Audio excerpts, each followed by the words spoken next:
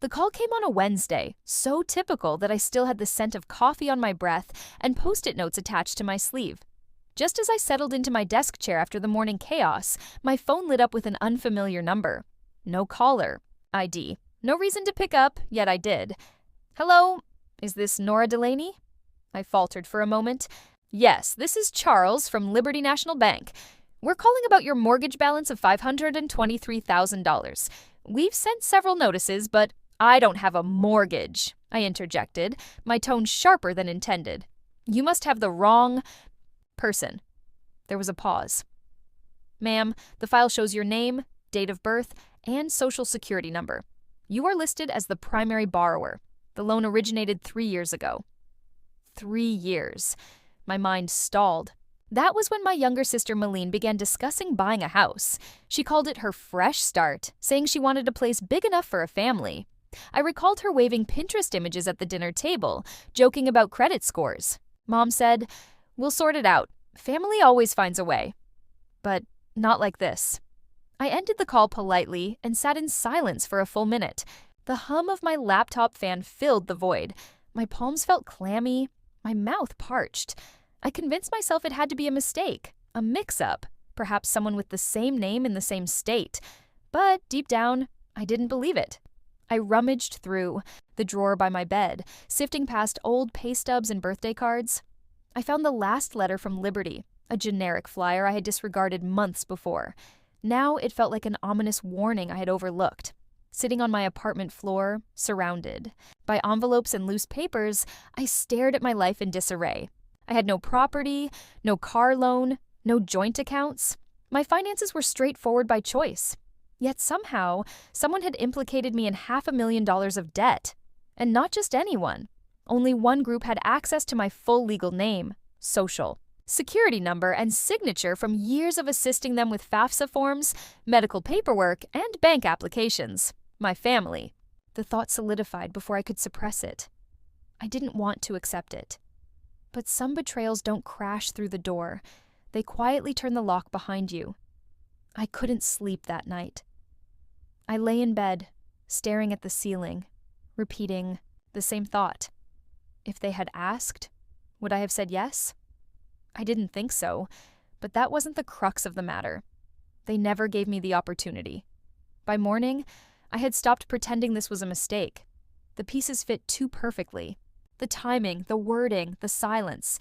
Malene had been dreaming of her ideal home just months prior to the mortgage date. A wraparound porch, a finished basement for future possibilities. She was between jobs back then. Her credit was terrible, but our mother had reassured her, saying, "Maddie always finds a way." Apparently, I was that way. I began pulling old documents from my file cabinet. Things I hadn't touched in years, tax forms, social security copies, insurance policies I had co-signed when Mom had surgery. In my own handwriting were the keys to the kingdom. Everything someone would need to impersonate me, and I had given it all away piece by piece because I was the responsible one, the fixer, the quiet daughter who didn't create waves. I recalled how my mother used to say it with pride, "Nora doesn't need help. She's strong. She figures things out." That was always the trade-off Malene received. Grace, while I got silence. Growing up, it was little things. She'd forget to tidy up, and it was, "She's going through a phase." I'd forget, and it was, "You know better, Nora?" She'd crash her car, and Dad would say, "That's what insurance is for." I'd ask for a used laptop, and Mom would remind me, "We're not made of money." They didn't despise me. That would have been simpler. They just didn't see me as someone who could break. And maybe that's why they thought it was acceptable to sign my name, take my credit, and fold me into a lie that could have ruined my life. Perhaps, to them, I was strong enough to carry it. But beneath that calm facade, something had shifted. Not rage, not revenge, clarity. I opened my laptop and requested the loan documents from the bank. The woman on the phone was polite, efficient, unaware that her PDF would change everything. When it arrived, I stared at the screen. There it was. Page after page, my name, my birth date, my information, my signature. Except it wasn't mine. It was close. Too close. Someone had practiced, studied, maybe even traced, but they hadn't. Replicated the hesitation in my R, or the slight upward curve in the Y of Delaney. This signature was cleaner, straighter, and more confident than mine had ever been. Looking at it felt like gazing at a version of myself I didn't recognize. A forgery that fooled the world, but not me. And the most terrifying part was that I knew exactly who had created it. I didn't call them. I didn't text Malene or send a trembling paragraph to my parents asking how they could do this. I didn't scream or demand answers. I just began collecting every document connecting me to them. Tax returns, medical authorizations, school loan forms I had co-signed when Dad lost his job. I meticulously organized it all, building a quiet paper trail. There were so many signatures, so many moments where I had said yes out of duty, love, or habit. I had said yes when no one even asked. One by one, I printed my own records, credit reports, identity protection logs, and a list of accounts under my name. I had never owned property, but there it was. Liberty National's full mortgage package with my name on the dotted line, notarized, legally binding, signed, sealed, and stolen. For a time, I kept everything on my kitchen table, arranged in neat piles as if preparing for a school project. But this wasn't school. This was survival.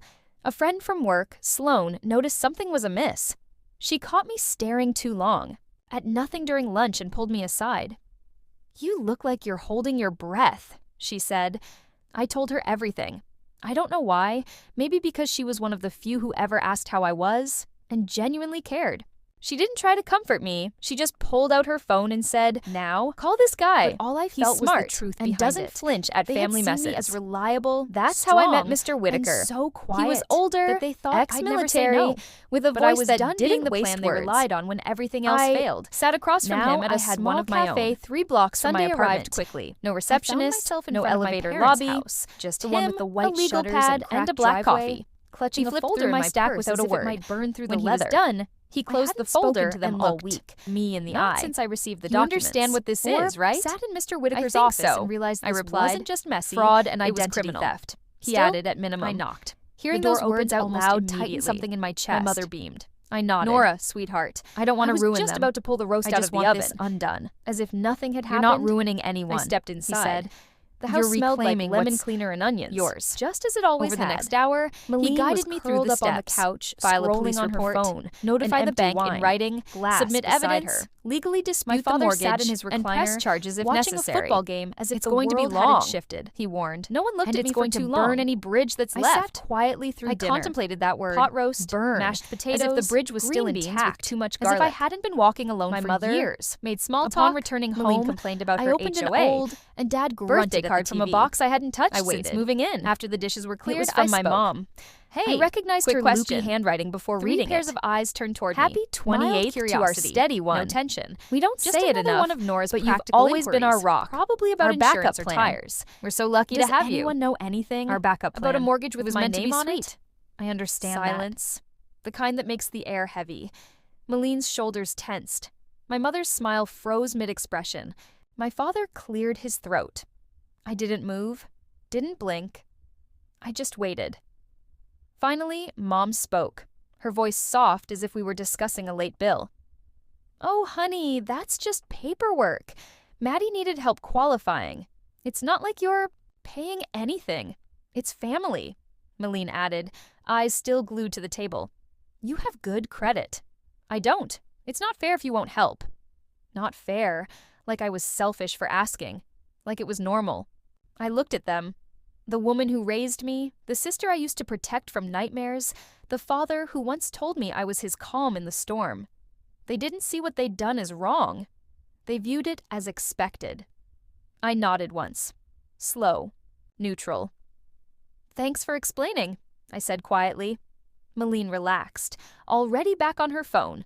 My father reached for the remote. My mother appeared relieved, as if a crisis had been averted. None of them recognized what had shifted. They thought I was still the same. Nora, the quiet one, still safe. But I hadn't come to fight. I had come to listen, to give them a chance. And they used it to justify the lie. The next morning, I filed the police report.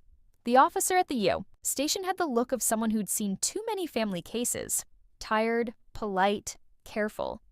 When I handed him the folder I'd built with Mr. Whitaker's help, he flipped through it slowly, his brow furrowing with each page. "You're sure? You want to move forward with this?" he asked, not out of doubt but hesitation. "If I don't," I said, "they'll just keep doing it."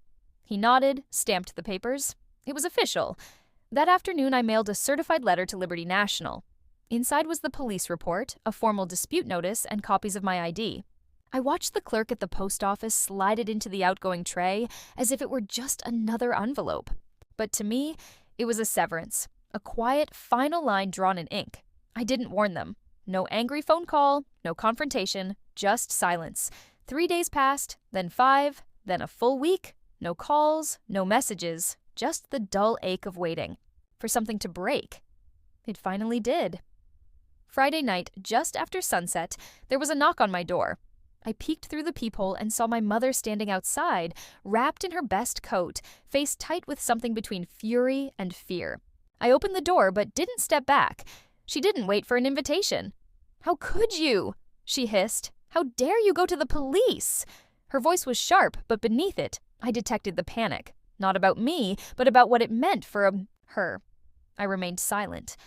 "I trusted you to be understanding," she continued. "Malene needed help. Family sticks together." "No," I said softly. "Family asks. They don't steal." She blinked, as if the words struck harder because they were so calm. "You've ruined everything," she snapped. "Do you know how this looks?" I nearly laughed, but didn't. I hadn't ruined anything. I just stopped pretending it wasn't broken. She opened her mouth to argue, but I was already closing the door. The latch clicked into place with the softest sound, but to me, it felt louder than any scream that night. Malene called 12 times, leaving 4 voicemails, each angrier than the last. I deleted them without listening. The next morning, I woke to an email from Liberty National. "We have suspended the mortgage loan pending further investigation." Attached was a formal apology. They were reviewing the notary records and signature file. My credit score was still damaged, but the unraveling had begun. I called Mr. Whitaker. "They're taking it seriously," I said. "They usually do," he replied, "when people don't yell, but instead show them the truth." He was right. I hadn't shouted. I hadn't begged. I had just stood still while the truth did its work, and somehow that was enough. In the weeks that followed, the silence around me thickened. No more texts, no more invitations, no more guilt-laden reminders that I should be grateful for the family I had. They didn't want to fix anything. They just wanted the version of me who kept saying yes. But she was gone. Instead, I filled my weekends with things I had forgotten I enjoyed. Walking to the farmer's market, buying flowers for my kitchen table, sitting in quiet with a book, and no phone ringing. I didn't desire revenge. Not really. I just wanted distance and peace. For the first time, I had both. Months passed. Spring crept in quietly, trees blossoming in soft pinks and yellows, as if the world had decided to start fresh. Whether I was ready or not, I kept my head down, responding to emails from Mr. Whitaker, signing documents, and checking my credit report like it was a weather forecast I didn't trust. The case remained open. The damage still lingered, but something inside me had settled. I spent my weekends in motion, hiking trails, trying pottery at the community center, volunteering at the library on Saturdays. Nothing dramatic, just mine. Hours that belonged to no one else. One morning, I stood behind my booth at a local artisan fair, surrounded by mismatched mugs and bowls I had shaped with unsteady hands. A woman picked up a piece labeled Reclamation, a cup slightly off-center, smooth in some areas, imperfect in others. She turned it over in her palm. Why that name? I shrugged. Because it wasn't meant to exist, but it does. She smiled, paid in cash, and walked away. That night, I sat on my balcony with a cup of tea and the first real quiet I had earned in years. Not the silence of being ignored, but the silence of being unclaimed. That was when I saw them. My mother, my father, and Malene standing at the edge of the parking lot near my apartment, unsure whether to approach or retreat. They appeared smaller than I remembered. Malene's makeup was smudged, my father's shirt wrinkled and untucked, my mother clutching her purse as if it were the only solid thing she had left. I descended the stairs slowly, not rushing, not hiding. When they caught sight of me, they froze. "Nora," my mother began, her voice trembling. "We made mistakes, but we're still family." Malene stepped forward. "I just need help. Just for a little while. Please don't shut us out." There was no fire left in me, no anger, just a deep, still quiet that came from knowing they weren't here because they loved me. They were here because they needed me again. I set down my bag and looked at them. Really looked. "I hope," I said carefully, "that one day you understand what real family means." They didn't interject, but it's not something you can steal, fake, or expect when it's convenient. I reached into my coat pocket and pulled out a manila envelope. Inside was a printed copy of the forged mortgage document, my name, their signatures, and a red stamp across the front that simply read, "Void." Tucked behind it was something else, a birthday card from years ago, the one that said, "You've always been our backup plan." I handed the envelope to my mother. Her hands trembled as she took it. "I'm not angry," I said. "Not anymore." She opened her mouth to respond, but I didn't wait. "I'm finally free," I said, "and I'm not coming back."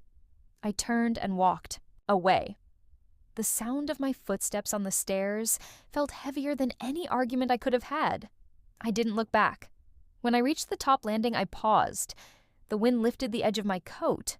The sun was beginning to set, casting long shadows.